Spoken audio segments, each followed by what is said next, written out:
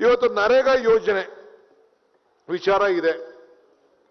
ನಾನು ನನ್ನ ತಾಲೂಕಲ್ಲಿ ನನ್ನ ಕ್ಷೇತ್ರದಲ್ಲಿ ಹೋದ ವರ್ಷ ನೀವು ನಂಬ್ತಿರೋ ಬಿಡ್ತಿರೋ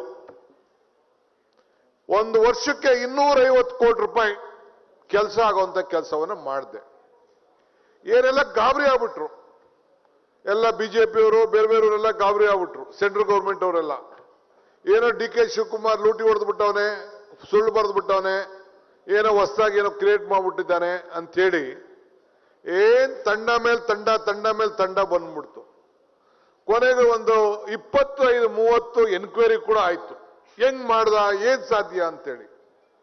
ನಾನು ಪ್ರತಿಯೊಂದು ಮನೆಗೂ ಕೂಡ ಸುಮಾರು 60-70 ಸಾವಿರ ಕುಟುಂಬಗಳಿಗೆ ಈ ನರೇಗಾ ಇಂದ ಅವನಿಗೆ ಯಾರು ಜಮೀನಿಗೆ ಮಟ್ಟ ಮಾಡ್ಕೊಳ್ಳೋನ್ಗೆ, ಅವನಿಗೆ ಯಾರು ದನನ ಕೊಟ್ಟಿಗೆ ಕೊಟ್ಕೊಳ್ಳೋನ್ಗೆ, ಕೋಳಿ ಸಾಕೋನ್ಗೆ, ಆಶ್ರಯ ಮನೆಯವನಿಗೆ, ಇದು ನಮ್ಮ ಕಟ್ಟೆಗಳನ್ನ ನೀರು ಇಂಗುಗುಡ್ಡಿ ಮಾಡ್ಕೊಳ್ಳಕ್ಕೆ, ಇಲ್ಲ ಅಂದ್ರೆ ಅವನ್ನ ಅಣೆಕಟ್ಟನ್ನ ಕಟ್ಕೊಳ್ಳಿಕ್ಕೆ, ಪಿಕ್ ಡ್ಯಾಮ್ ಮಾಡ್ಕೊಳ್ಳಿಕ್ಕೆ, ಪಂಚಾಯತಿಗಳ ಆಫೀಸ್ ಇರ್ಬೋದು, ಪಂಚಾಯತಿ ಕಾಂಪೌಂಡು, ಗ್ರೌಂಡ್ಗಳು, ಪಾರ್ಕ್, ಏನೆಲ್ಲ ವ್ಯವಸ್ಥೆ ಇದೆ ಆ ವ್ಯವಸ್ಥೆಯನ್ನು ಮಾಡಲಿಕ್ಕೆ ಉಪಯೋಗವನ್ನು ಮಾಡುವಂತ ಕೆಲಸವನ್ನ ನಾನು ಮಾಡಿದ್ದೇನೆ. ಬೇಕಾದ್ರೆ ಸುಮಾರು ಜನ ಬಂದು ನಮ್ಮ ತಾಲೂಕ್ ಪಂಚಾಯತಿಗಳು ಬಂದು ಜನ ಬಂದು ನೋಡ್ಕೊಂಡು ಹೋಗಿ ಅಲ್ಲಿ ಮುಂದುವರ್ಸ್ಕೊಂಡು ಹೋಗಿದ್ದಾರೆ.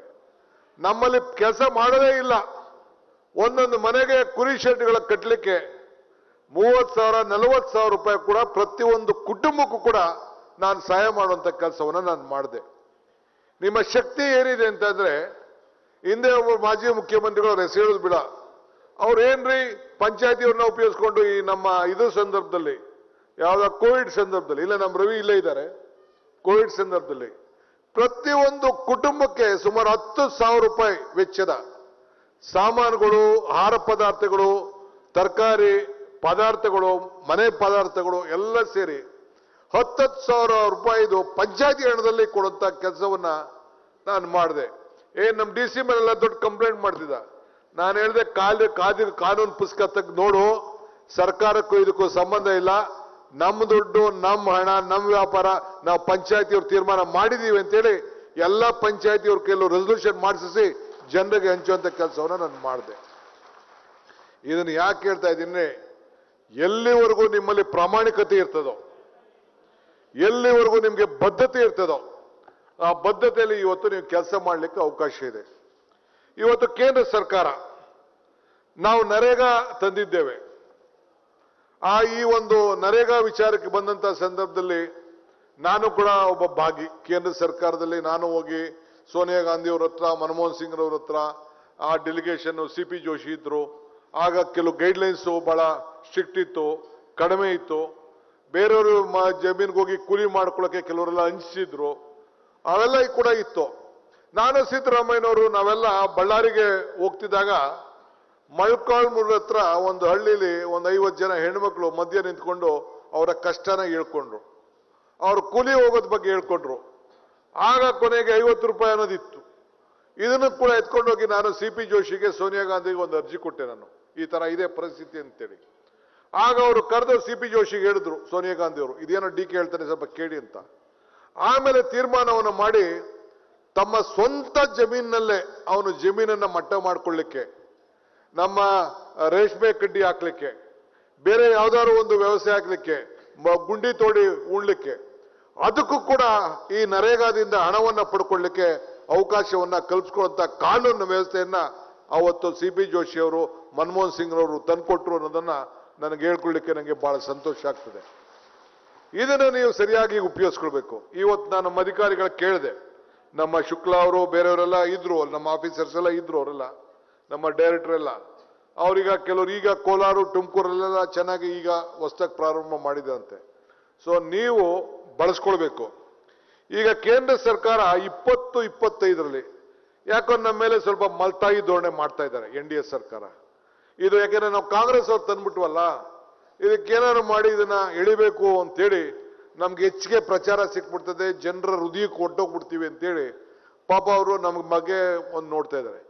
2021ರಲ್ಲಿ 14,65,00,000 ಮ್ಯಾಂಡೇಟ್ಸ್ ಇತ್ತು, ಮಾನವ ದಿನಗಳು. ನಿಮ್ಗೆಲ್ಲ ಗೊತ್ತಿದೆ ಮಾನವ ದಿನ ಅಂತೇಳಿ.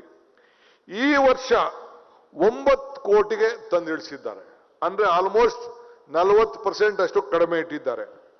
55 ಕೋಟಿ 910 ಕೋಟಿ ರೂಪಾಯಿ ಬಂದಿತ್ತು ಹಿಂದೆ 2021ರಲ್ಲಿ 21-22ರಲ್ಲಿ.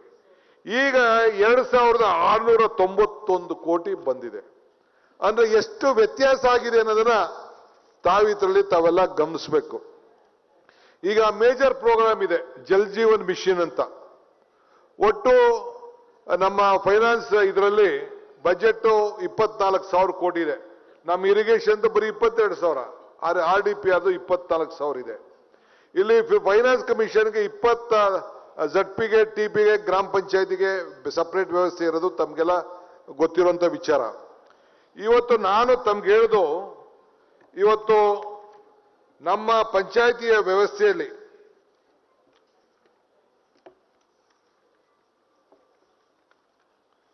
ಇವತ್ತು ಜಲ್ ಜೀವನ್ ಮಿಷನ್ಗೆ 35,000 ಕೋಟಿ ರೂಪಾಯಿ ಇದರ ಹಣ ಅಲ್ವಾ, 35,000 crores.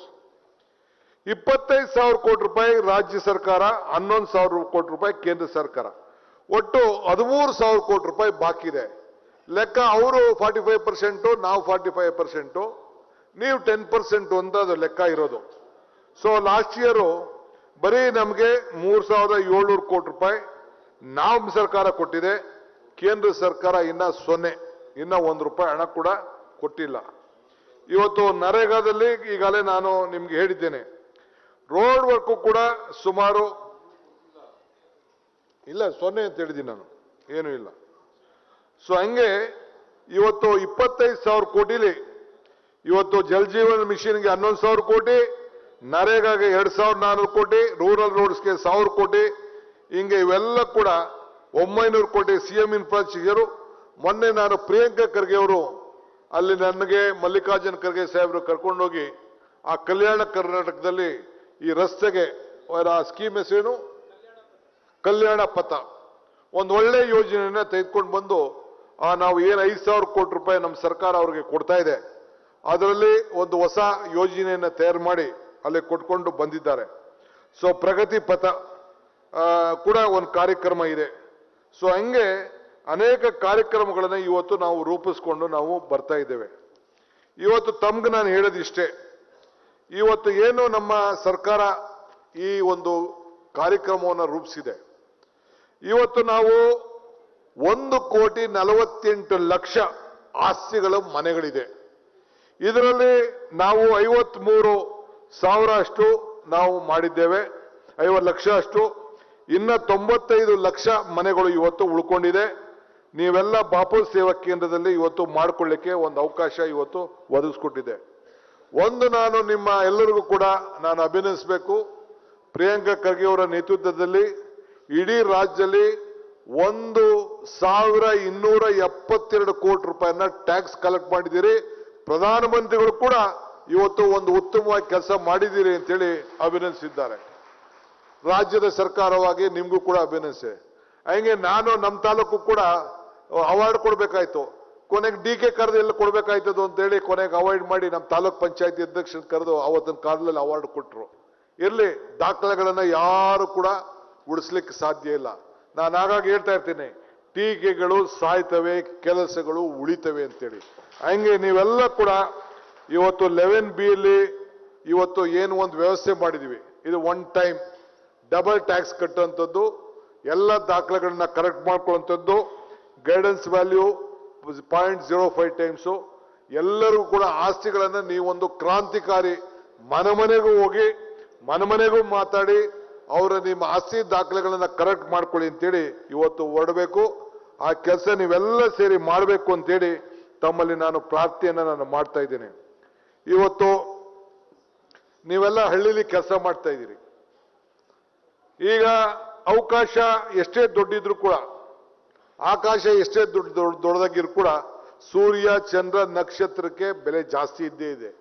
ಹಂಗೆ ಮನುಷ್ಯ ನೀವು ಎಷ್ಟೇ ದೊಡ್ಡವರಾಗ್ಲಿ ಚಿಕ್ಕವರಾಗ್ಲಿ, ನೀವು ಮಾಡೋಂಥ ಒಂದು ಚಿಕ್ಕ ಕೆಲಸಕ್ಕೂ ಕೂಡ ಸಮಾಜ ನಿಮ್ಮನ್ನ ಗುರುಸ್ತದೆ. ಇದು ನೀವು ತಲೆಯಲ್ಲಿ ಇಟ್ಕೊಳ್ಳಿ. ಇವತ್ತು ಗೌರವದಿಂದ ನಿಮಗೆ ಈ ಸೇವೆ ಮಾಡುವಂತ ಒಂದು ಅವಕಾಶ ಸಿಕ್ಕಿದೆ. ದೇವರು ವರನೂ ಕೊಡುದಿಲ್ಲ, ಶಾಪನೂ ಕೊಡುದಿಲ್ಲ, ಅವಕಾಶ ಮಾತ್ರ ಕೊಡ್ತಾನೆ.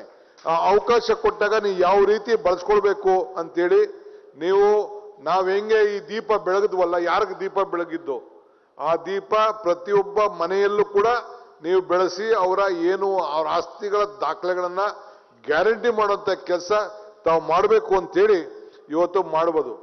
ಈ ಬೆಳಕೆ ಇಲ್ಲದೆ ಹೋದ್ರೆ ದಾರಿಯಲ್ಲಿ ನಾವು ನಡಿಬಹುದು, ಆದ್ರೆ ಕನಸೇ ಇಲ್ಲದೆ ದಾರಿಯಲ್ಲಿ ನಡೆಯಲು ಸಾಧ್ಯ ಇಲ್ಲ. ಹಂಗೆ ನಿಮ್ಗೂ ಕೂಡ ನಾನು ಪಂಚಾಯತಿ ಅಧ್ಯಕ್ಷನಾಗಿದ್ದೀನಿ, PDO ಆಗಿದ್ದೀನಿ, ಪಂಚಾಯತಿ ಮೆಂಬರ್ ಆಗಿದ್ದೀನಿ.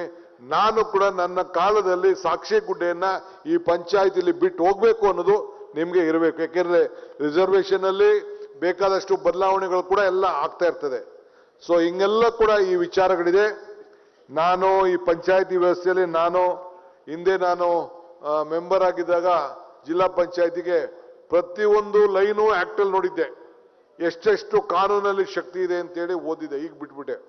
ಮೊನ್ನೆ ನಾನು MA ಪಾಸ್ ಮಾಡಿದೆ 2008ರಲ್ಲಿ. Local body